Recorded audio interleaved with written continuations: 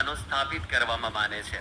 BRTS corridor કે જે ભારતભરમાં સૌથી લાંબા કોરિડોર તરીકે પ્રખ્યાત છે, એ બીઆરટીએસમાં હવે સંપૂર્ણ રીતે ઇલેક્ટ્રિક વાહનો જ બીઆરટીએસ બસો જે છે એ ઉપયોગમાં લેવાય છે। એ પણ ખૂબ મોટી ઉપલબ્ધિ છે, બહુ જ મોટી સિદ્ધિ છે અને આપણે ખૂબ જ ઉમદા રીતે જે જાહેર પરિવહનનું માધ્યમ છે એના માટે પણ રાષ્ટ્રીય કક્ષાનો પુરસ્કાર આપણે એ સંદર્ભે મેળવી શક્યા છીએ।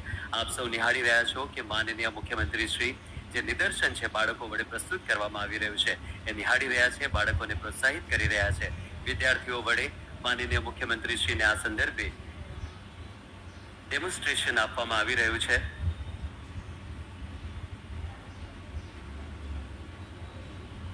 સુમન શાળાની એઆઈ રોબોટિક્સ લેબના એ વિદ્યાર્થીઓ કે જેઓ કઈ રીતે આધુનિક જમાનામાં એઆઈ સાથેનો તાલમેલ સાધી શકે એની તૈયારી તેઓ કેવી રીતે કરી રહ્યા છે એની ઉમદા કહી શકાય એવું નિદર્શન કરી રહ્યા છે અને માનનીય મુખ્યમંત્રીશ્રી એનું નિરીક્ષણ નિહાળી રહ્યા છે।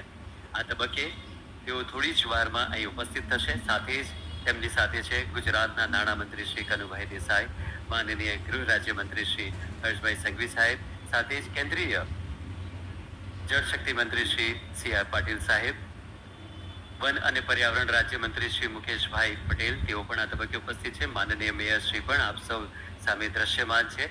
આપ સૌ સ્ક્રીન પર એમને આ દ્રશ્ય જે નિદર્શન અને નિરીક્ષણ ચાલી રહ્યું છે એ નિહાળી રહ્યા છો।